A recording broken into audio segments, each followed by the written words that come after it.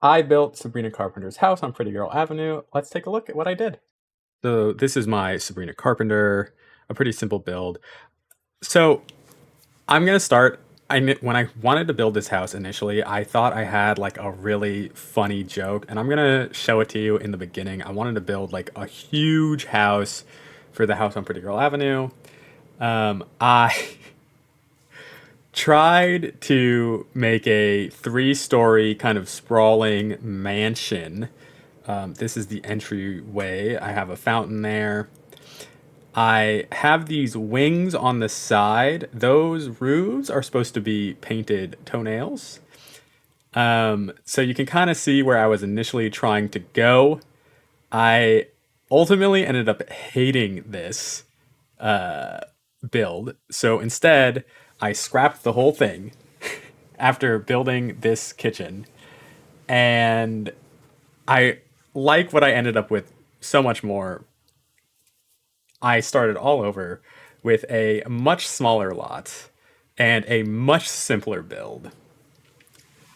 So this is the actual house on Pretty Girl Avenue.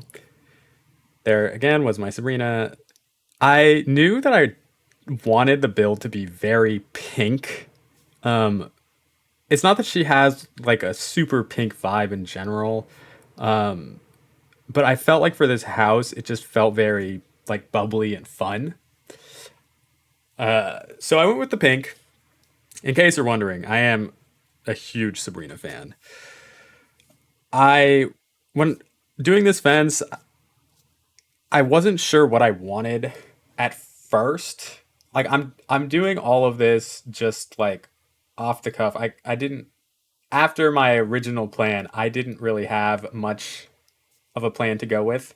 So I wanted like kind of a what's the word I'm looking for? Upbeat feel that still kind of had like a classic like oh yeah, you have your white picket fence, it's pink. But then all the trees and stuff are like very extravagant. I still had to have a water feature out front, so I created these little fountains, pink bricks.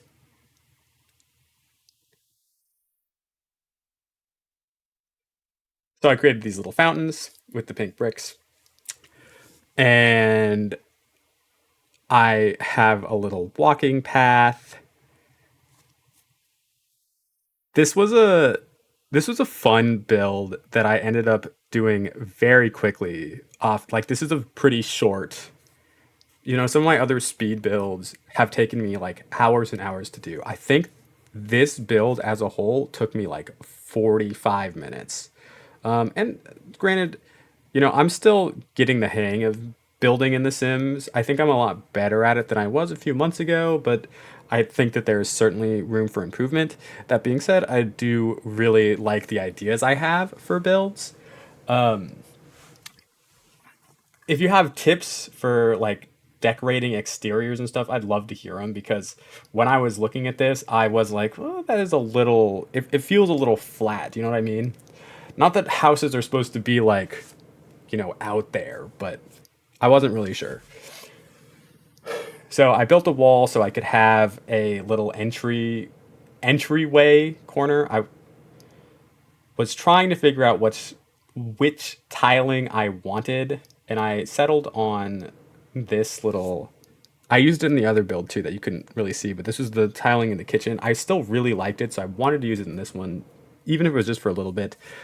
And then I was trying to figure out what would be good for waxed floors because I didn't want the whole house to be fully like pink. But I then thought like I don't really know what waxed floors look like except for like when I was in school and they would like wax the tiles, which I guess like keeps them clean, but I'm not really sure. Maybe it's like an anti-slip thing. Um, but there was still quite a bit of pink. I wanted the staircases to line up like so you could just walk all the way up in one straight line, but unfortunately I didn't make the building large enough, so it's kind of like this really large counterclockwise motion up to the first, second, third floor.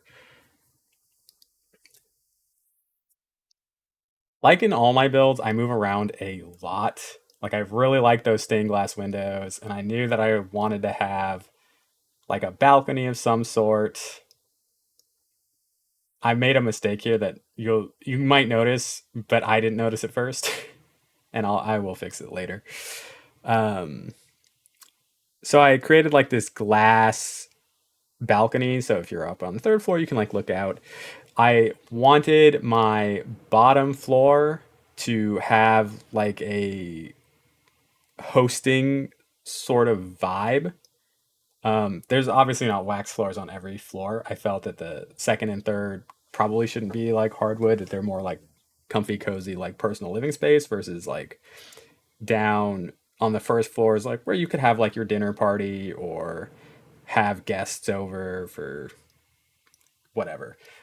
Granted, the space is quite small. I do realize that, but it felt like the place for like hosting, and I loved that chandelier. I needed to get it as soon as I saw that chandelier. I'm like, this is perfect. This needs to be in my build because it has like the most immaculate vibe for what this house is.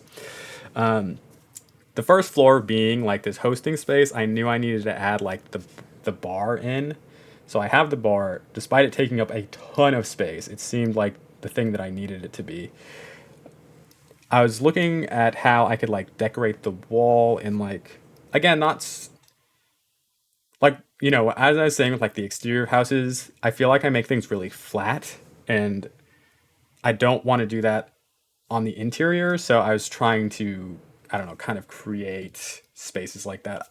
When I was in art school, I remember one of my teachers saying like, when you think of painting, think of it as building rather than painting. And I was like, wait, that's such a smart way of like looking at something because, you're like creating layers. And so I try to like kind of bring that same idea into anything that I'm decorating. It's like I'm creating layers for you to look at, for me to like look at, something that's interesting. So this was my downstairs space. I knew this was starting to get into like the living area. Safety first, have to create a railing around the stairs, of course. We have our little pink crystal chandelier. I wanted like big windows, natural light to get in because she's an extravagant person. She has an extravagant house. It should feel like it has like a good view of the ocean. So I had to have that. I knew that I was gonna have like a bunch of like different kind of like seating areas here.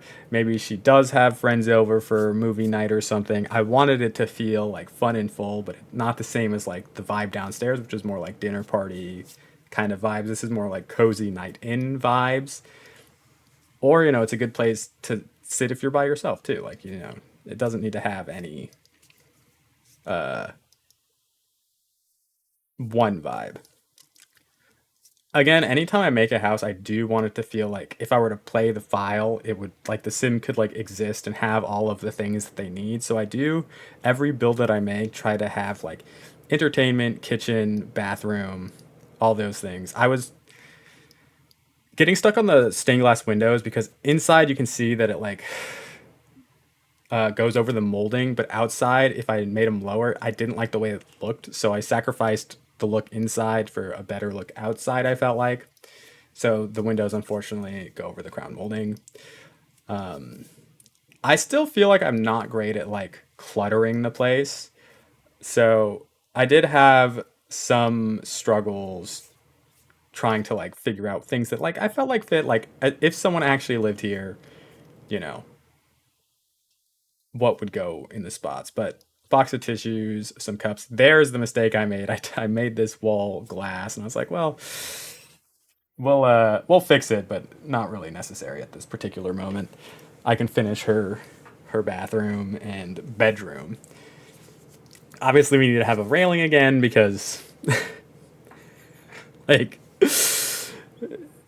I if I had a house and there was just a hole that if I fell down I could like hurt myself, that would not be good. So I always have to add something like that. The bathroom, one of oh sorry, excuse me. One of the things I struggle with when building in The Sims is creating bathrooms that are big enough but also like small enough to like make sense. And I knew that I wanted to have like the jet tub in this bathroom because like who wouldn't want like a super nice kind of jacuzzi tub in their bathroom if they're going to live in such a nice extravagant house, right? So the little 3 by 3 9 square bathroom felt like it made sense, but there's always a part of me that does feel like it's just a little bit too big sometimes, you know? So this is how I ended up with this, again, very pink vibe bathroom. There's a few house plants. I loved this palm tree when I found it, but it clipped through the floor, so it had to be on the bottom floor. And so I moved it to this right corner and I moved this other house plant off to the side. Then I needed to get a bed that really fit the vibe, and I settled on this one. Something about it felt very like, I don't know, princessy. I felt like modern princess vibes. So I went with this, and instead of bedside lamps, I did like wall lamps, which I think are just like a little bit more fun. And then it left me space on the nightstands to clutter. You know, we have our little flowers to the side. She has her wardrobe off to the side with some clothes hanging. I'm sure that the real Sabrina has a much larger, much nicer house than this, but for the character that I envisioned, I felt like this made more sense than my initial giant, sprawling kind of mansion. So, this is what I ended up settling with. And it's funny, like, trying to create like a little character to like fit these things. But I do like how it ended up. I, of course, needed to create more windows. We love natural light. I love natural light. Another little rug. And it's, you know, a perfect little bedroom area. We have some makeup brushes, a makeup table, an open book. Something about this art piece I think is like hilarious, but I needed to add it. I don't know. Maybe I just like desert vibes myself, but cupcake sweetness it felt also very good. I created a super simple roof. I have been trying to work on my roofing a bit as well. I don't really think it shows up here that I have been doing that, but I've been trying to. Then I remembered something very important, that there needs to be a back door. So then now I'm trying to get some of the references from the song in Take Your Shoes Off sign by the front door. I needed to have some Chips Ahoy somewhere, so we do a little cookie jar. And then I realized I needed a back door. So I needed to find a good door for this, and I needed a do not enter sign. And I kind of found, once again, a perfect little sign to go on the door with the like closed business. It looks like a no entry. Never enter through the back door, right? Good info. So then we create a little back porch, which, you know, you're not supposed to use that door. So there it is. And that's the house as a whole.